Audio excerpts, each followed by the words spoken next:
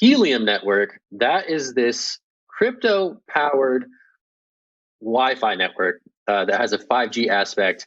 And today we learned that Dish Network is going to be using Helium to expand its 5G footprint, which is actually quite notable because when it comes down to it, something like 3.5 million Dish customers could be mining Helium's HNT token in their home with these hotspots. I don't know. This seems really interesting to me. It's curious to see a legacy player riding a decentralized telecommunications network, and this could be a significant boost for Helium as it looks to build out this decentralized 5G network. I'm going to toss this straight to Will. You know what? No, I'm going to toss it straight to Naomi. Naomi, what are your thoughts on Helium working with Dish? What's going on here? What does this mean? Well, it's interesting. I see like Will's kind of shaking his head and nodding. So I am interested in what he has to. All right. I have questions for just, Naomi. Okay. How about you go and then I'll say my bit and answer questions. If I can. Okay. Well, I'm going to ask these questions because I've always been a Helium hater. And I'm pretty sure you've looked into it more than I have. So for the first time ever, I'm going to eat some humble pie and come to you for some clarity on Helium. I know, historic moment in the Hash's history. But them signing with Dish is notable because I don't feel like Dish would like work with a shitcoin, so to speak. They wouldn't operate that way. They're a larger player, obviously. They're a household use name. The word, Will. It makes me like you just have less credibility when you use that word, you know? It makes me think less of you. But I will dive into Helium. It's not something I've looked at extensively, but interesting factoids. So we had a celebration last weekend called Dash Fest here, which was a bunch of people coming from actually all over the country. And then they were just buying beer and pizza at this brewery to kind of celebrate payments. And the brewery, Abel and Beneza Brewery in Merrimack, New Hampshire, they have a Helium node. So they have a big dish on their brewery, their big crypto supporting business there. And so they kind of do it so that, they're doing it partly as a community service because they really like the idea of decentralized internet. And if we can find a way to incentivize that, that's the way that we're going to get this faster. And Helium Network really does incentivize that.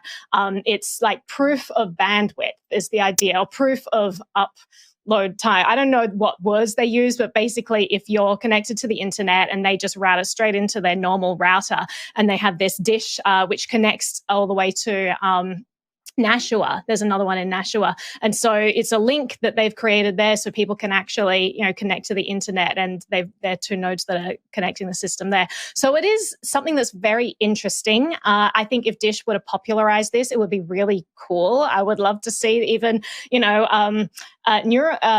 what's it called? Starlink. There's too many things that Elon's involved with. I can't keep track of all their names. Like Starlink with all of their dishes. I mean, we have so many tools at our disposal to create a truly decentralized internet.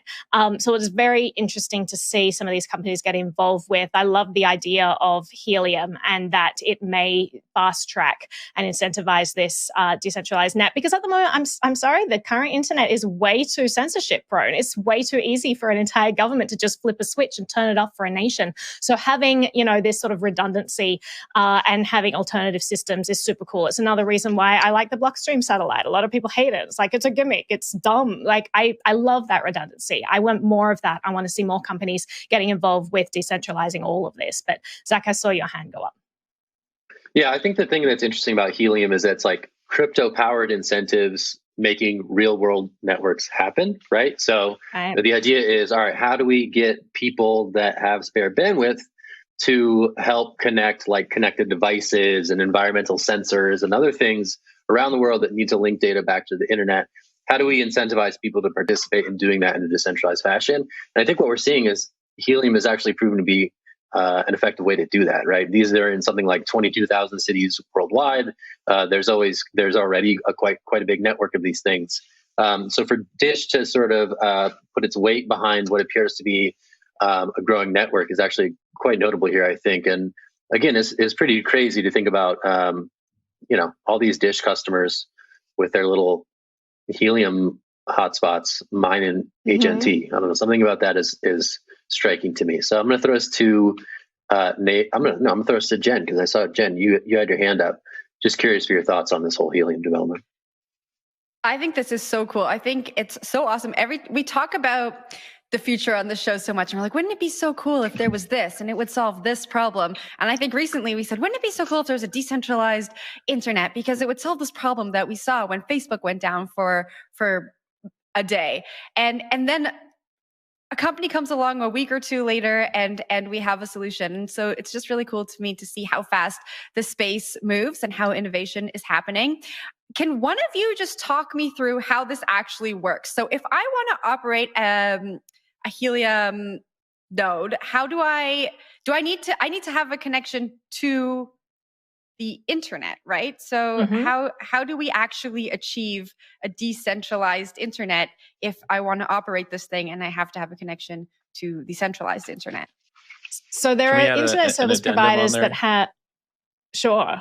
Can you tell us how the tokenomics work of this? Because that's my biggest complaint and question is, why do I get you know free what tokens I do have a video coming out soon on it, but I haven't yet done the interview for it. So I'm less knowledgeable than I will be in a week. But from what I understand so far, you basically plug it directly into your traditional router. So you're connected to the internet, but you're basically providing the satellite that then booms out that internet to other people who want access to it. So traditionally, I mean, internet service providers, they lay this cables, and so they kind of control this internet. And then you have mesh networks that kind of go on top of that, which means you don't necessarily have to be connected to one of these internet service providers. You can just be connected to other hubs. You're kind of using this underlying foundation. And then if you have satellites, then you don't even need these cables, right? Because that's relaying information without actually using that underlying infrastructure. So now we're having like alternative internet systems, like Starlink is one that uses low orbiting satellites rather than the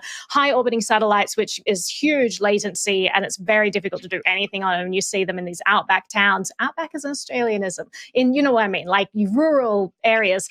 And we know what the and then is. Okay, just checking. And then you have like these low orbiting ones, which just really, change the game and makes it more accessible and usable for people. And now you have kind of satellites on the ground, like sending out this information, like just all these different methods of providing internet connections. It's very interesting to see what the world is going to look like in 5 years, because I think that a lot of these competitive companies is going to come to a head. You've also got Amazon, who is looking into like low orbiting satellites as well, but I don't trust Amazon for anything. So I'm not going to be using their internet. But I haven't dived into the tokenomics at all. So once I do, I'm going to report back to you and tell you whether or not you should be so hate-filled against it or not. But Zach, let's go to the... It always is, though. That's why I don't trust it. That's why I don't trust. You have this broad brush that you're like, just giving free money to people. So it's like the boy who cried wolf. Plug in the thing. Money. It's like Airbnb. It's like, Airbnb is to your house as and then they Helium pay you to sleep in someone else's house. Is to your bandwidth.